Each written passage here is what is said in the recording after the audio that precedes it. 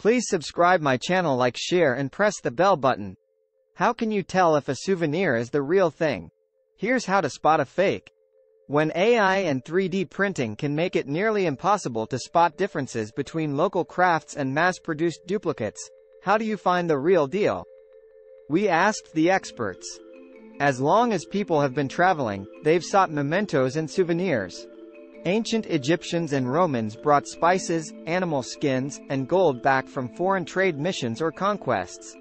Modern travelers hunt for handicrafts or traditional art, tangible reminders of other places to use in their own lives at home. A Moroccan rug splayed across the living room floor, a gleaming Venetian glass vase to fill with wildflowers. But what if those local crafts aren't local at all? A 2022 report estimated that up to 75% of Australian souvenirs marketed as indigenous were fakes. Offences including painted boomerangs and didgeridoos traced to workshops in Indonesia and art galleries convicted of forging distinctive Aboriginal dot paintings. Learn which souvenirs not to buy, from ivory carvings to sea turtle shells. At tourist attractions around the world, purchasing locally made arts and crafts can be as challenging as navigating a Turkish bazaar. In Cairo's centuries-old Khan el-Khalili Bazaar, hand-woven Egyptian cotton scarves hang near a pile of cheap plastic scarab beetles of unknown origin. Around the main square in Santa Fe, New Mexico, shops sell genuine turquoise jewelry made by Pueblo peoples as well as convincing forgeries. Here's why the knockoff business is so prevalent, why shopping for the real thing is so important, and how to tell fakes from genuine crafts. Why not to buy fake crafts? Inexpensive, counterfeit art, ceramics, and textiles funnel income away from communities that rely on tourism, from the Gullah people who create sweetgrass baskets in South Carolina to tweed and tartan fabric weavers in Scotland. When you buy a mass-produced product, you might be supporting a business that doesn't pay its workers a fair wage, says Jeremy Fritzhand, founder of Studio Bagru, a fair trade block printing workshop outside of Jaipur, India. The materials they use, like polyester or other plastic-based fibers, are not as sustainable, whereas artisans tend to use sustainable, locally sourced materials like cotton.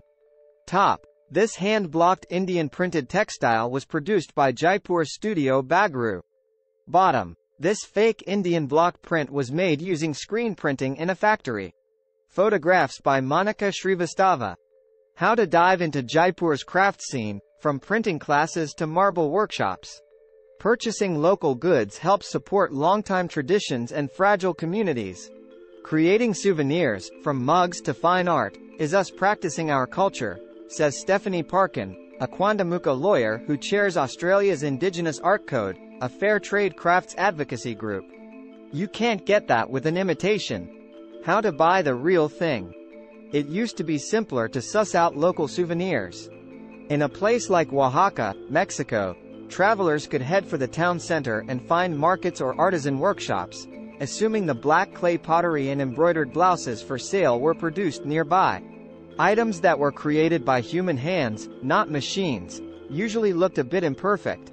Errant brushstrokes and Japanese calligraphy, uneven dye and block-printed Indian textiles such as the ones from Studio Bagru. Now, artificial intelligence and 3D printing mean big factories can recreate traditional designs without paying local artisans, turning out knockoffs so advanced that even professionals have trouble identifying them. Imitators will intentionally include bleeds and overlaps to make block-printed fabrics look authentic, says Fritzhand. They know what travelers want. The best way to know if your souvenir is the real thing? Go to a workshop where you can see crafters actually producing rugs, pots, or metalwork. Don't assume that someone in a marketplace is an artisan, says Hallie Butvin, a fair trade expert at the Smithsonian Center for Folklife and Cultural Heritage. Do you see them making the craft? Many vendors just gather products from artisans and mark them up. Choose tourism experiences that take you directly to artisans.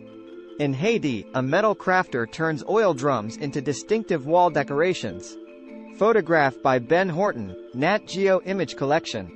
Seek out cooperatives or fair trade marketplaces, where groups of artists show, sell, and sometimes produce their own work, often with the support of the government or non-profit group. Explore how indigo dyeing is making a comeback in South Carolina. For example, the Bethlehem Fair Trade Artisans Craft Village features works by Palestinian artisans plus glassblowing and embroidering workshops. Artesanías de Colombia is a collection of boutiques that sell local crafts around Colombia. The indigenous dot paintings and basketry at the Gallery of Central Australia, near Uluru in the Northern Territory, are purchased directly from regional art collectives and come with authentication certificates and artist bios. Some countries have vetting programs that label local products. In Canada, an igloo trademark indicates goods created by the Inuit peoples, such as sealskin earrings and stone carvings. Throughout India, the craftmark symbol helps shoppers distinguish between handmade and machine-made saris, block prints, and vibrant Jamdani weavings. In Australia, look for pieces wearing the black and red sphere logo of the Indigenous Art Code. Tours where you learn to craft. Fueled by a growing interest in experiential travel, tour companies focused on crafts are springing up, too. Ace Camps has sold out all of its 2023 week-long trips, which take small groups to weave baskets in South Africa or dye fabrics with indigo in Bali. Many travelers want to learn something new while they're on vacation. At the same time, they are also looking for an insider's view, says founder Angela Ritchie. They want to both learn and buy from local artisans.